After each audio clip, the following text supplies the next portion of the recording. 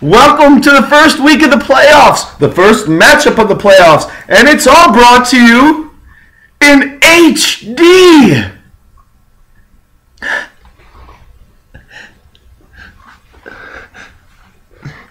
Do I look good? Got that special, HD makeup on. Covers up all my pores. I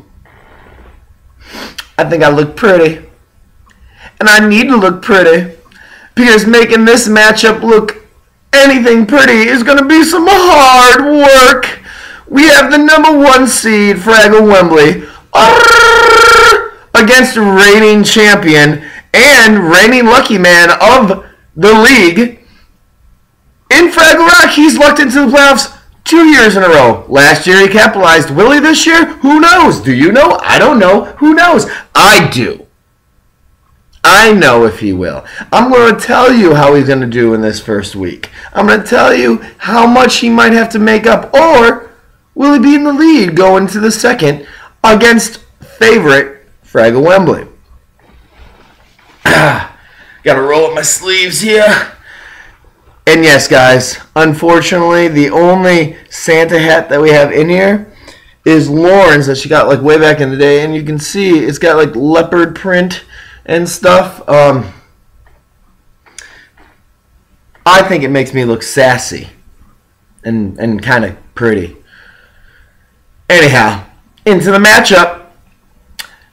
Gobo is going to be relying on two of his stronger portions to help carry him through and keep him close, and hopefully for him pull out the victory against Wembley.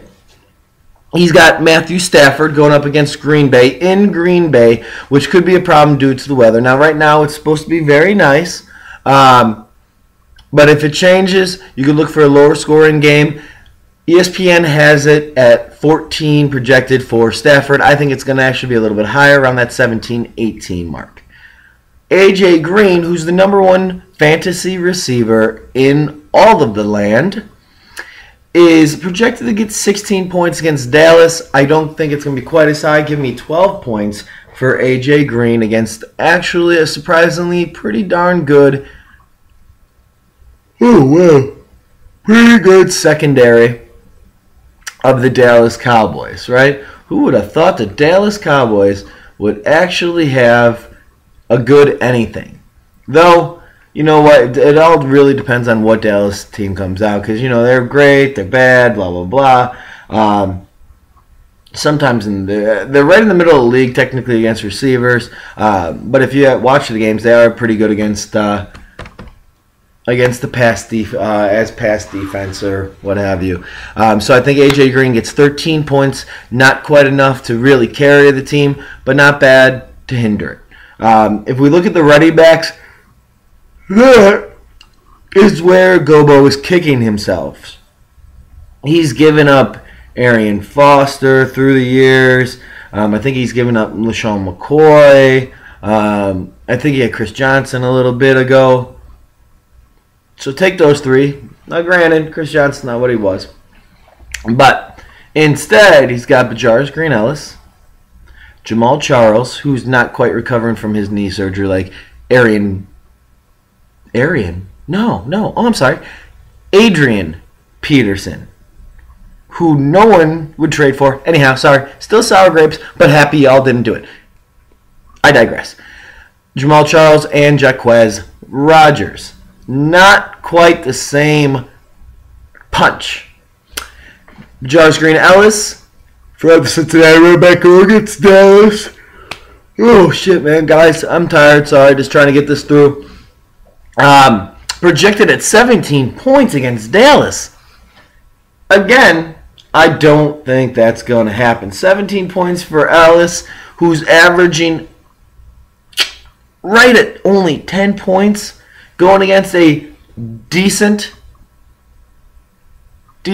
Dallas run defense. I don't see it happening. Jamal Charles, God, you never know where Jamal Charles. He's number 11 ranked running back in the league, which makes him a high-end #2 running back in the league. If you guys get that, like, because every team has, at least one running back. So at 10 would be a low-end first number one running back. 11 would be a high-end second running back. Do you guys get it? You get it. Okay. Charles is up, he's down, he's up, he's down. That's actually why Get Some got rid of him. He's too inconsistent.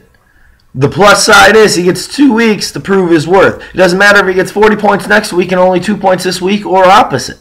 Or he gets 20 and 20 or something like that. Doesn't matter. He's going against the Cleveland defense this week.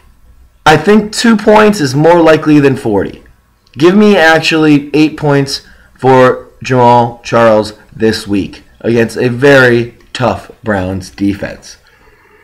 Jacquizz Rodgers is on a passing team and is the number 2 running back on a passing team.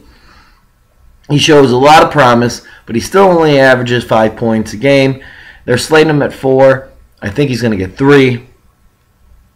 That's your flex spot. I think someone on the waiver wire has better potential for you this week than Jacquizz Rodgers. And I'm not even afraid to say that because I don't think whoever you pick up means it. I'm sorry, I'm supposed to be unbiased. I think you should pick up somebody because you really have a good shot at this. Hakeem Nicks, who was your savior to get you into the playoffs, going against the New Orleans defense. You got to love that. He doesn't average much, but I do think he sees the end zone. I think he's going to get 18 points for Hakeem Nicks this week. Aaron Hernandez, you have no idea what's going on with him. He's hurt. He's not hurt. He produces. He doesn't produce. He's not going to produce too much against Houston. Give me 6 points or even 5 points for Aaron Hernandez this week. Jets defense going against Jacksonville. You like it, but it's not really the Jets defense. Maybe 4, maybe 5 points. Blair Walsh, your kicker from Minnesota. He's got to be doing better than Anchors. I don't really know much about him. Going against Chicago, they're a good bend but don't break defense, even though they've been breaking a little bit lately. But Minnesota's offense, other than AP, not as strong as some of the offenses they have gone against. They're saying 5 points. Fuck it. Let's go with 5 points. On to the number 1 seed Fraggle Wembley's team. If we look down it, I think we should really quick. Let's look down it really quick. Can we? I'm gonna turn this. Let's look down the roster here. Can we? Why? There it is. Do you see position ranks there, guys? Position ranks. Quarterback, position rank 2. 3 running backs. So give me some slack if I don't have one of the running backs as a very high position rank, okay? Position rank number 9, number 4, and number 1. That's 3 running backs in the top 10 at their position. All number 1 running backs. And I try to trade away all of them this year. And no one but.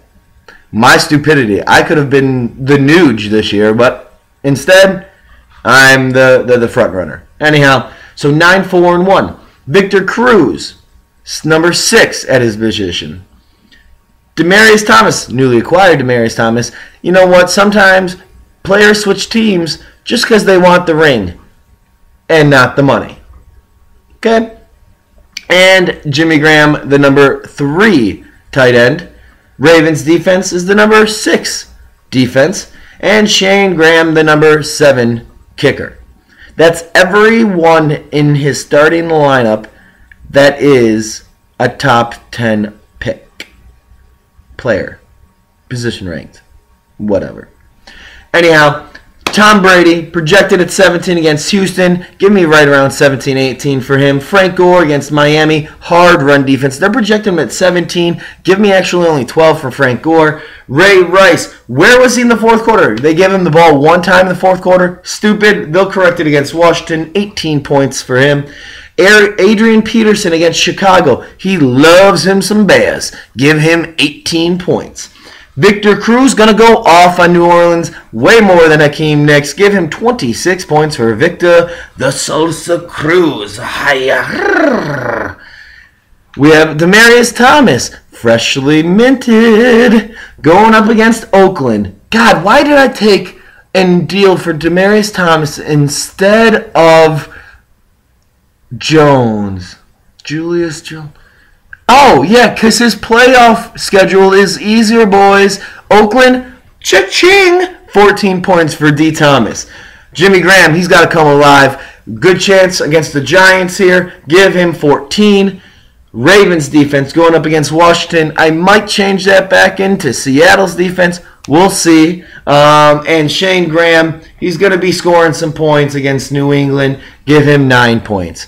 Overall, ESPN has Wembley favored by 21. I actually think it's going to be just a titch more. He's going to win by 26 this week. And Gobo is going to have a lot of catching up to do. Prove me wrong, Gobo. Prove me wrong.